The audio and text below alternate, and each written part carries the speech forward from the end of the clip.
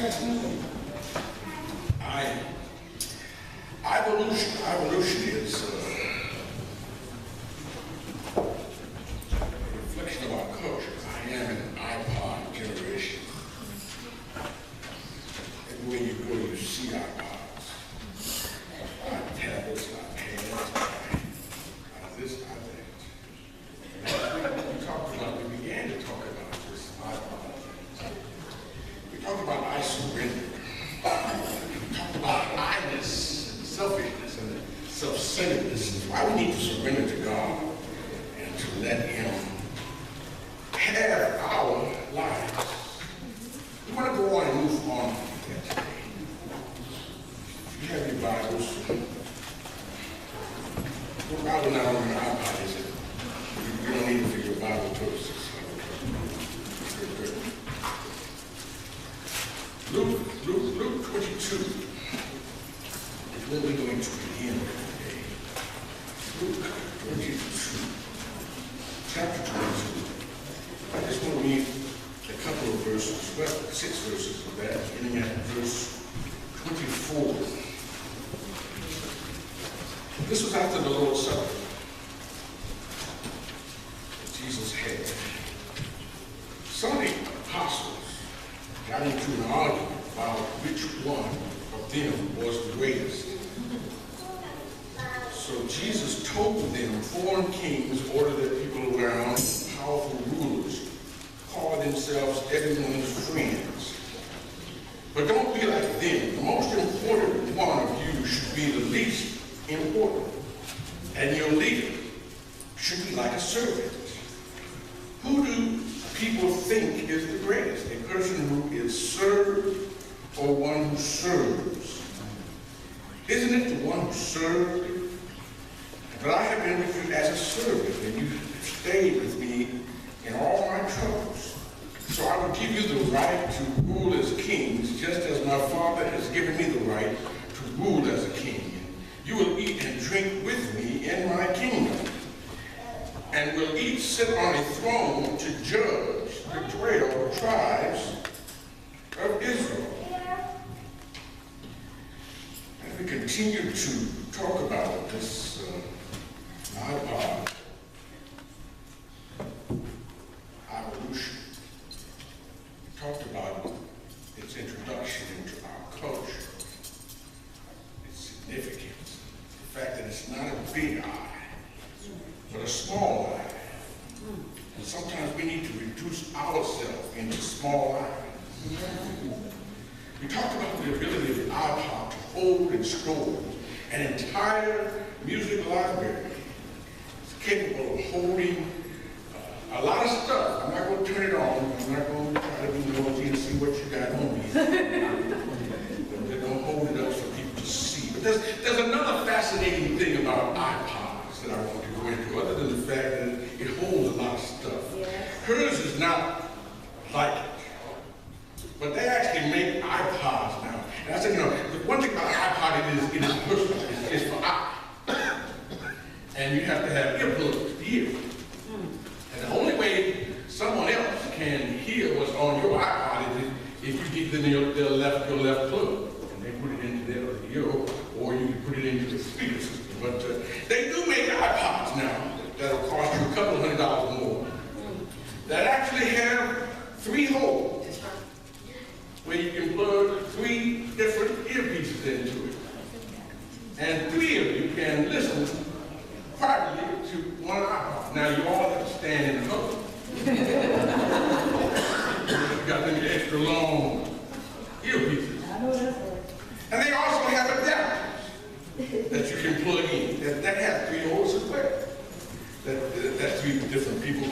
But the uniqueness but they're rare. They're very rare. Like I said, they're very expensive. So for the most part, you can't share your iPod with anybody. And sometimes that's good. Because sometimes with the music we listen to, you don't need to be sharing. That's right. Sometimes with the stuff, and granted though, we can buy an adapter, we can pay $100 and get beyond the personal employment of an iPod and all the personal stuff of it. When we're listening to those tiny earbuds, we can shut off the whole world and we can get into our own little worlds and just dance and get into our own thing and get our own groove on and do what we want to do when we want to do it and how we want to do it. And if you ever owned an iPod, you really sometimes wanted to share your music and sometimes you didn't, but you didn't because you didn't have earplugs. But this morning we're going to talk about 12 men who really were not into sharing, who were not into sharing. Brother King, get us back to, because I want to feel comfortable with giving her property. If I make, Holy Ghost join you, you might do that. I don't want to damage her property. Thank you, Sister Monty, for sharing. But we want to talk about 12 men. They are the disciples. They've been with Christ for about 3 years now. The end was at hand. They were gathered in the upper room to eat the Passover meal with their teacher, but they don't realize that this is the Last Supper. For 3 years they lived together, they ate together, they communed together, they walked together, they taught, they learned things, and the conversation had come up before that tells us that these disciples really hadn't understood a lot of what Jesus was trying to get them to understand. In Mark and in Matthew, they actually had this conversation prior to having it here. And the conversation started with the disciples arguing over who would be the greatest in the coming kingdom. And Jesus said again, you just don't understand. My kingdom is going to be different from the kingdoms of this world. My kingdom, my church, will be the greatest. The greatest will be the one who is the best servant. Matthew 20 says it this way: you know the rulers of the Gentiles lord it over them, and their high officials exercise authority over them. Not so with you. Instead, whoever wants to be the greatest among you must be your servant, and whoever wants to be the first must be a slave. Just as the Son of Man did not come to serve or to be served, but to give his life as a ransom for many. In other words, if you want to be great in God's sight, you've got to be a servant. Now let me pause here because we need to understand servant. A servant is a worker. All right. Come on. When you are a servant in the big man's house, All right. you didn't sit in the master's den and watch his big screen TV and sip tea. He sat in the big chair and watched his big screen TV, and you watched him his tea. Yes. That's right. A servant is an action word. I'm trying to say something. I'm trying to preach two sermons at once. Now, you're following me. A servant is someone who must do. A disciple is someone who must do. A Christian is someone who must do. You can't be just saved and sit back and I'm saved.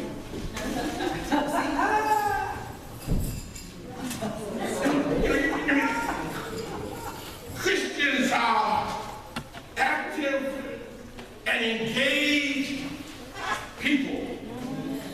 That doesn't mean I go to the party, go to the club, or in the Boy Scouts, and I don't mean that. You just can't be doing what you want to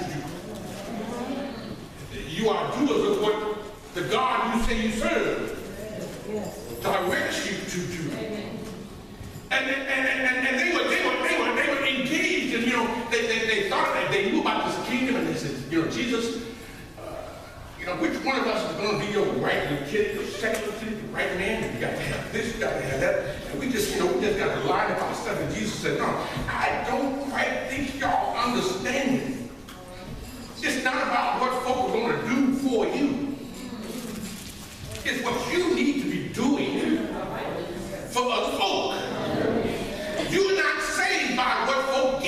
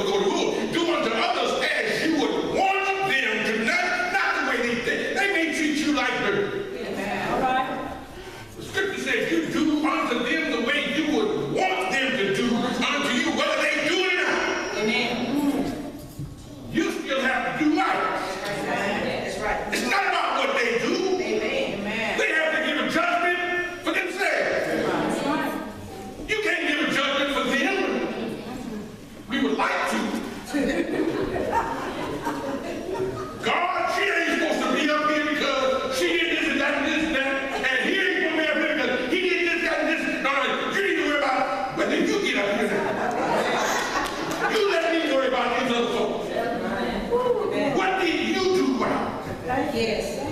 But you have to become a servant. But now let's back up a little bit in the text, because this was the Last Supper. He gave thanks. He broke his body. He gave his cup. This is my cup. It's been your covenant blood poured out for me. And eventually, when the meal was finished, and this is where stuff broke out. When they stopped finishing the meal and the last bread was broken and they prayed and went, Jesus left room for a small moment and he went out. And he came back with a towel and a basin of water. And he proceeded to share with his disciples that I'm going to wash your feet.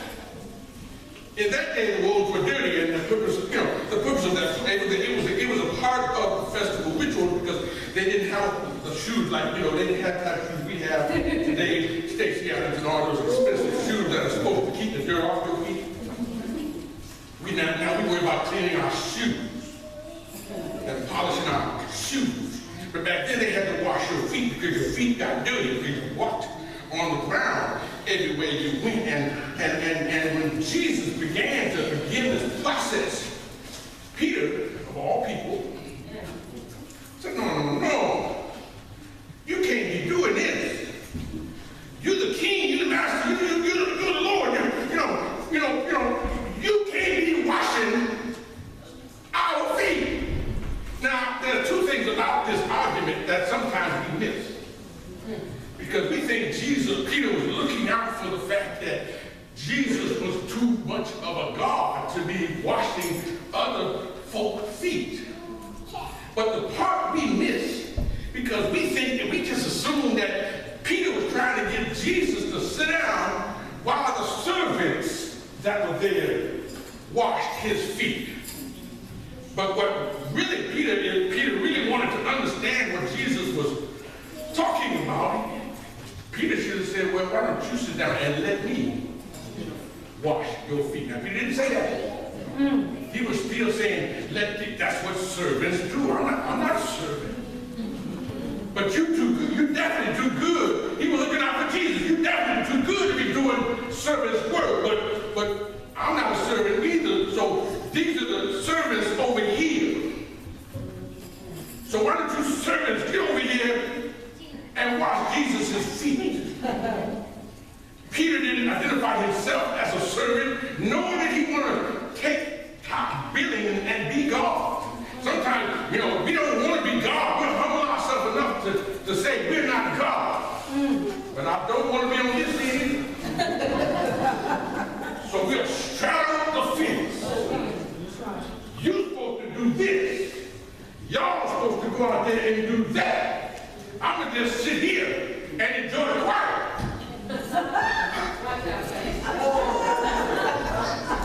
In that day, the master of the house never washed feet. That's why in John 13, Peter got up and set when he saw that no, you should never wash my feet. He was their teacher, their master. You shouldn't disgrace yourself in that way.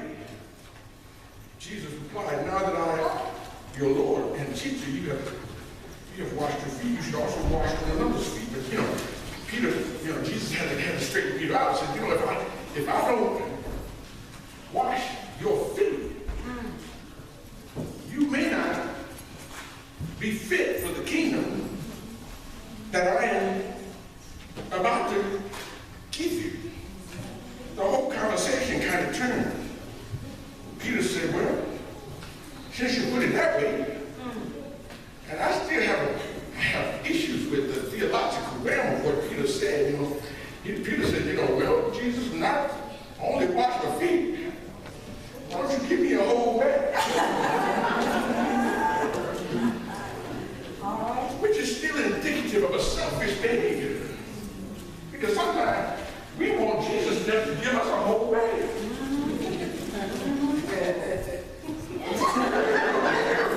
I think sometimes we need to learn to put some soap on our own hands. I like that. All right. And Jesus will wash us on the inside. All right. But you need to clean up some of that on the outside. And you can help Jesus clean some of the stuff that's on the inside by what you do and don't do. Amen. See, the word of